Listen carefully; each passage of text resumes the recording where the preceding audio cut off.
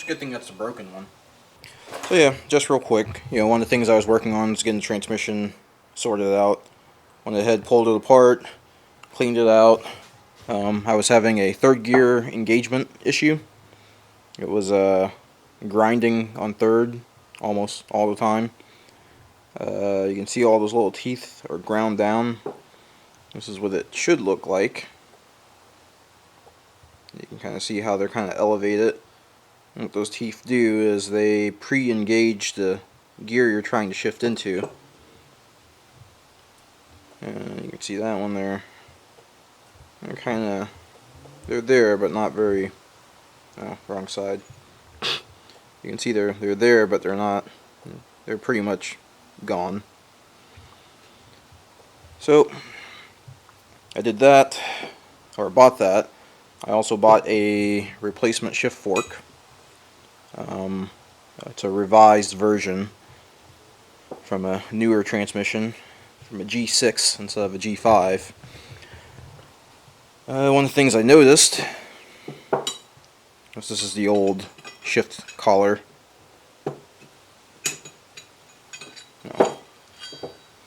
It's the old shift fork. Is that, it's really kind of loose and wobbly in there. That could probably contribute to the shift issues versus the new fork and the new collar. It's pretty solid. It doesn't move nearly as much. So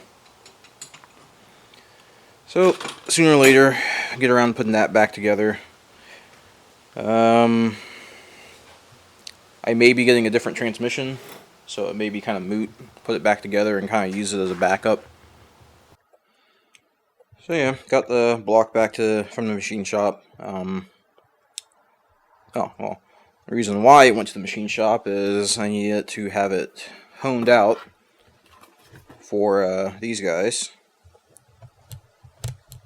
So went ahead and got it. Got some nice forged pistons, some nice Wiseco's. Stock compression, or I think they're 8.5 to 1 compression. So turbo pistons. Went ahead and had the board clearanced for 4000s. 4thou, as they say in the machining industry. So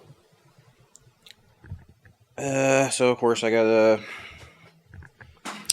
re-ring it and all that stuff, and gap the rings, and I just haven't gotten around to it.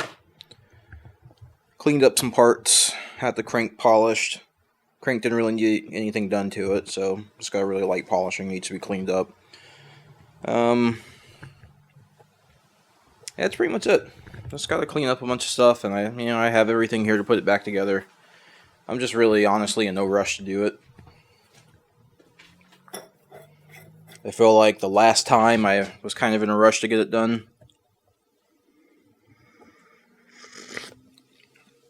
And that may have contributed to my oversight. Oh yeah. So, about my oversight. Pulled the head apart. I did notice some scoring in the cam journals. So that tells me there was stuff in the oil.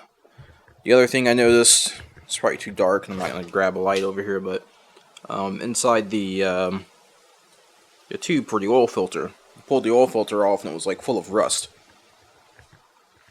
And, like, engine hadn't been sitting for that long, and like I said, the oil filter was still on, so there was still oil in there. But on top of or underneath the oil was a ton of rust. So now I'm kind of questioning, when I put this together, I think I threw an oil filter on just for the sake of keeping stuff out. But I don't remember if I ever took that filter off and cleaned it out again. Because there's a long time between the period where I cleaned the block and then put everything together and then ran it. So, maybe it set for long enough that rust developed inside that tube, and that, I don't know. So this time I'm going to clean everything up, and I'm going to clean the block really well, and everything's going together in one day. You know, I'm not going to spend weeks putting it together like I did the last time, and especially since I have everything here. So, that's the game plan. I think tonight I'm just going to perhaps blueprint some things, check and see what my clearances are going to be, and that'll be it. Okay, so what I'm going to do is I'm going to take a micrometer and measure all the journals. Make a little diagram so I know what I'm measuring.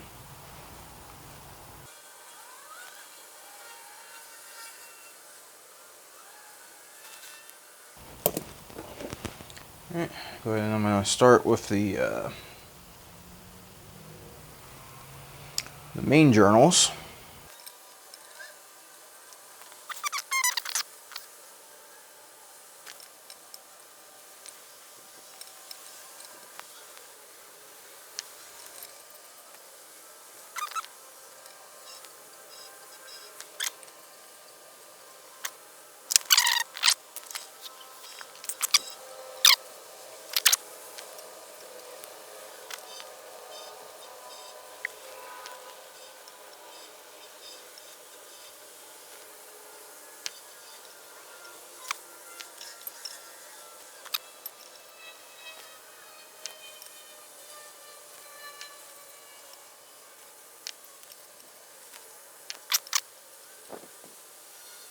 So, yeah, crank's freaking amazing. I mean, it's all within half a thou. It's top notch. So, did the main journals. Now I'm going to go ahead and do the crank pins.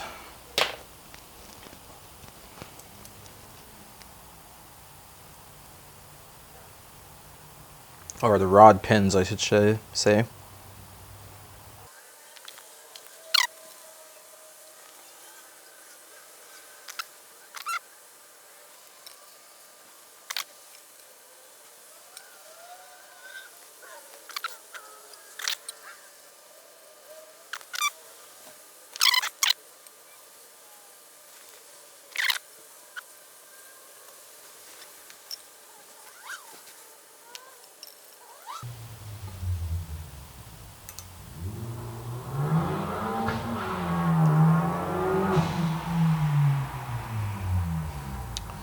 One of my neighbors has a Focus ST, and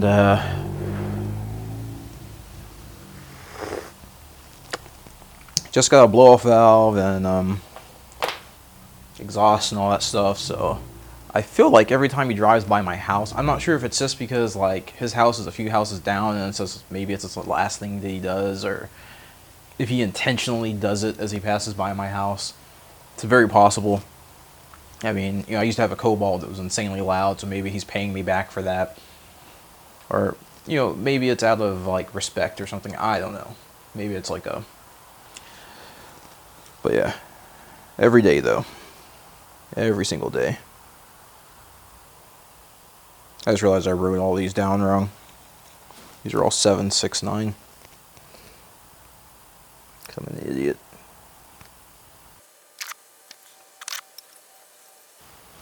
But I wish I had a Focus ST. I almost bought one after I wrecked the Cobalt. Well, I didn't wreck it. Someone wrecked it for me. They ran into me. I went out and test drove an ST. And they were very nice. But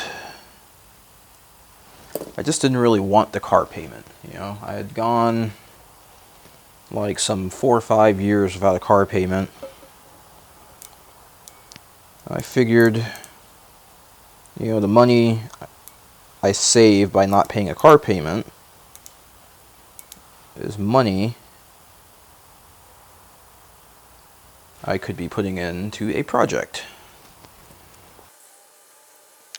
That's what I did. I started a project. Although I imagine it's probably a lot more fun driving your car than it is working on your car.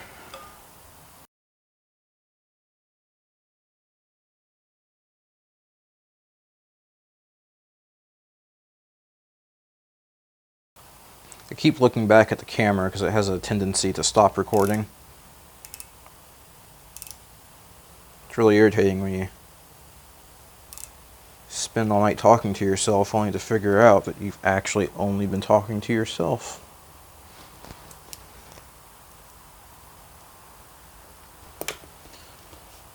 Yeah, so once again, everything's within half a thou.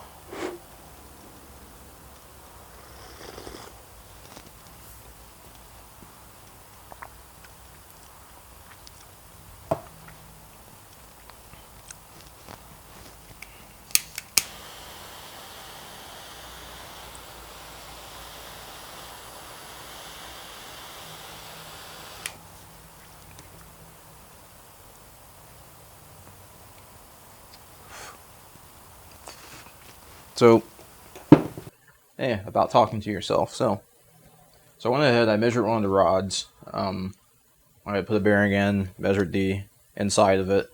And then I nicked the bearing. Well, yeah, you can see it right there. I had it in the vise, and I meant to clamp it across, like, the face here, you know, with a rag. And instead, because I had it wrapped in a rag, I couldn't see that it was actually in the vise about like that. So when I went to torque the caps down, it rotated and just took that nice little nick out of that brand new, fairly expensive bearing. Well, the single bearing is probably not that expensive, but considering I had to buy a whole nother set to replace that one, expensive mistake. But I guess that's fitting for this project. So anyways, I've already measured those, but what I do have to do, I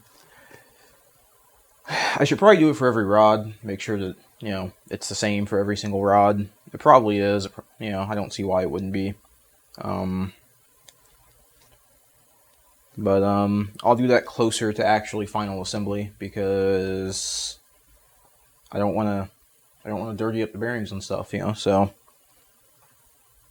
so when I get close to final assembly, I'll go through and I'll actually pre-assemble the rods and the bearings, and then measure it, and then clean it, install it. But for now, I'm just going to take that one as a reference and go from there. Alright, so I'm going to do this two ways. I'm going to use a T gauge. And I'm also going to use my bore gauge.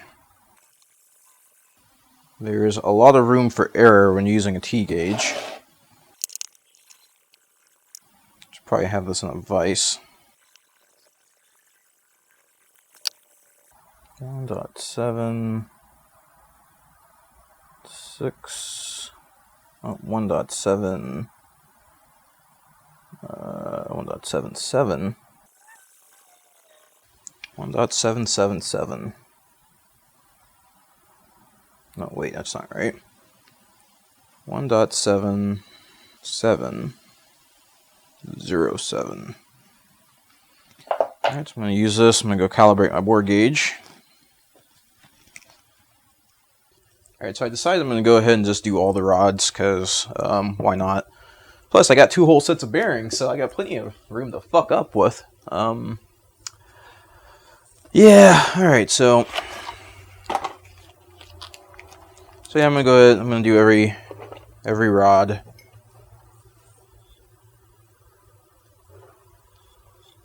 And do every measurement. Right now, the one I just got, using my bore gauge, I'm right at about 2 thou,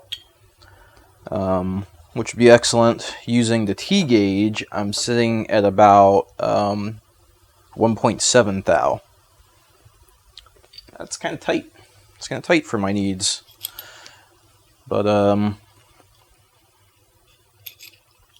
don't know. The only way to fix that would be by another set of bearings, the oversized bearings. The oversized ones would probably be too much, though, going a whole thou larger. It'd be pretty huge. So maybe 1.7 is probably fine. It's probably, yeah, 1.7 is pretty good. I'll stick with that. So once you put these into the rods and you torque them down, it's probably a really good idea to keep these sets with the rods you torque them down in. Even if you don't install them in the engine and run it, it's a good idea to let them stay with the right set.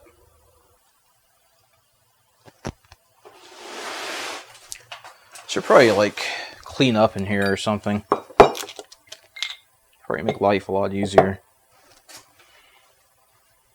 I'm going to start with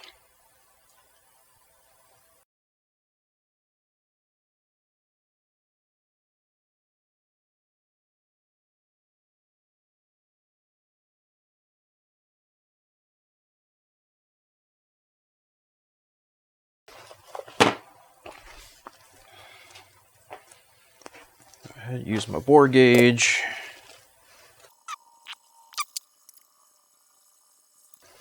It's 2 thou.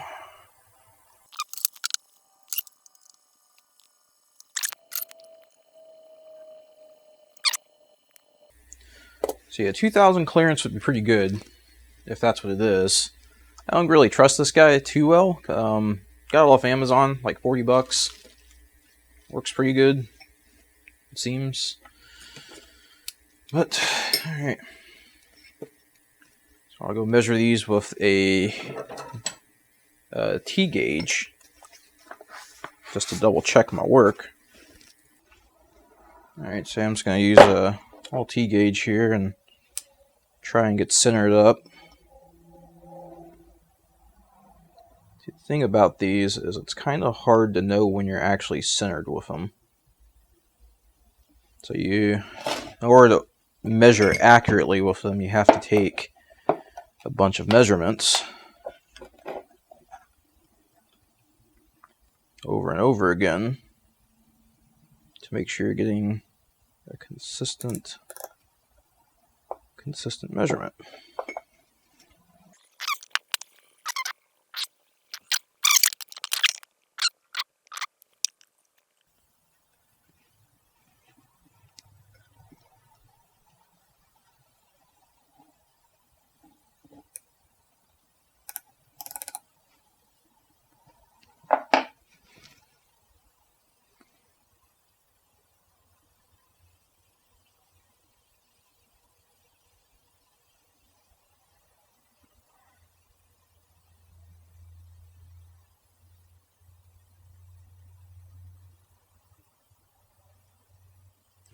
Like I need to do that one again.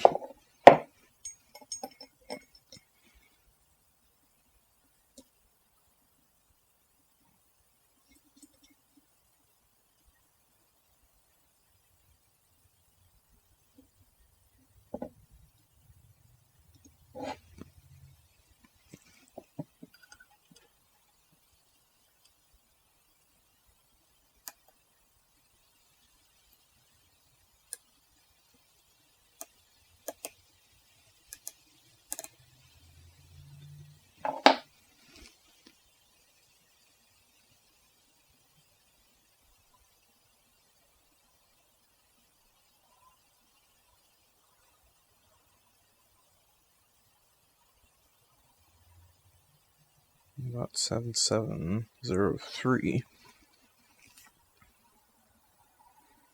It's 2. So 1.7703 on that one. Go ahead and do number 3. And I know before anyone says it, I know I'm supposed to be doing multiple measurements, over and over again, like 5 or 6. And in order to get truly accurate measurements with these telescoping gauges.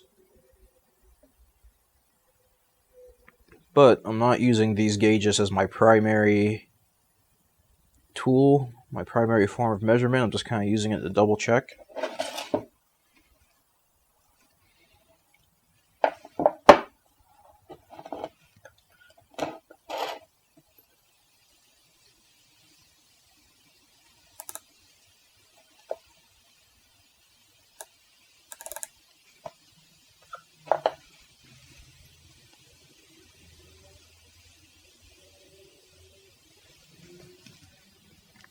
.7706. And number 4.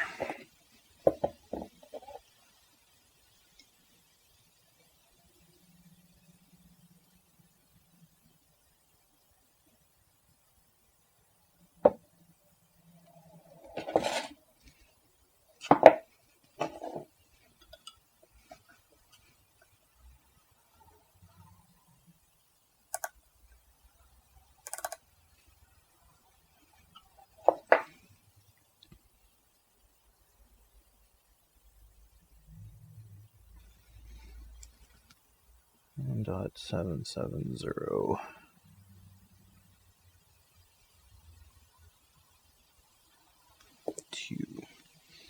So I do have some different measurements, which is strange. You'd think they'd be a lot more perfect, but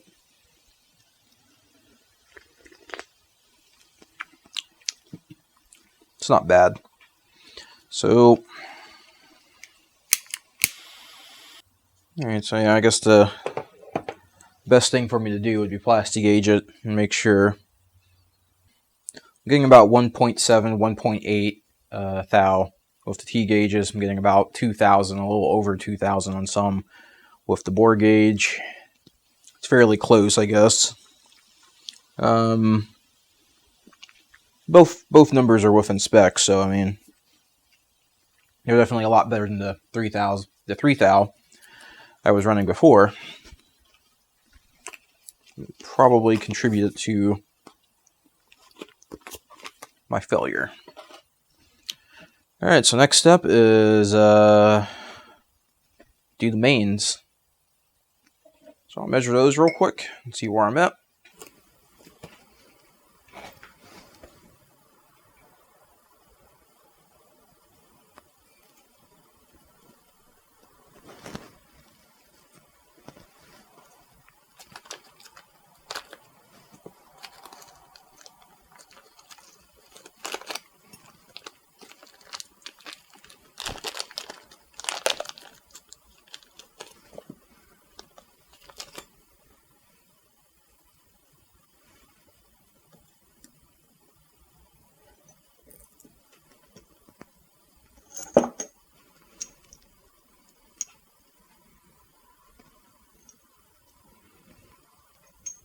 Alright, so we got number 5 in there.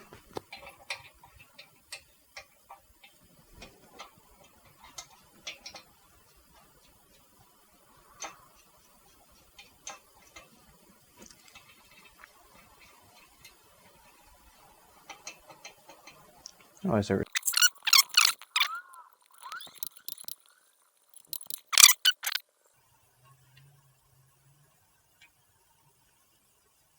This one's a little difficult to get.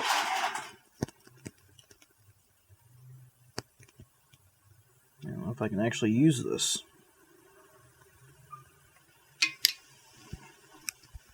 I'll go ahead and give this a shot. I don't think I have enough clearance. God damn it, did it backwards. Yes, let's see if this works. Yes, that's not going to work. I can't use this because I can't get an accurate swing on it. Well, the place I can get is also looking at like about 2 thou. I'm going to try the T gauges because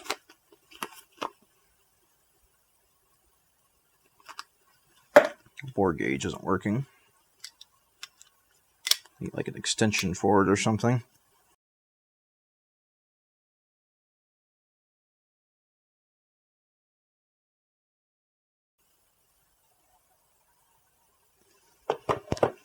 Alright, so the measurement I get with the T gauge is 1.1 thou.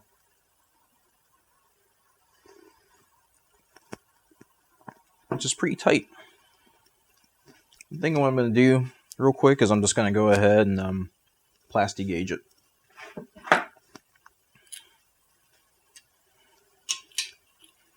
I'll blueprint it later, but right now I'm just curious to know what it's all going to look like.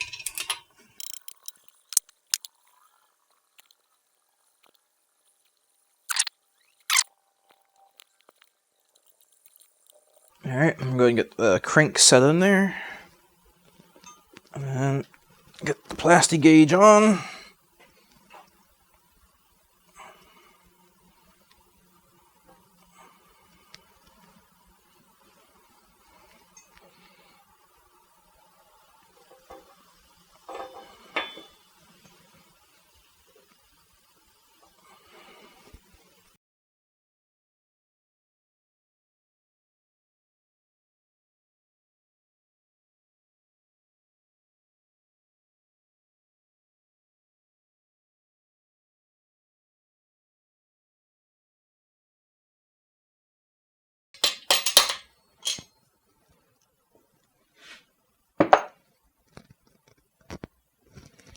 Alright.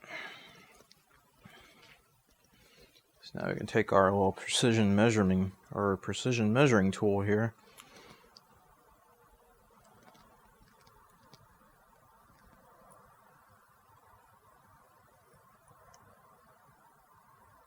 This one's about 0015. This one is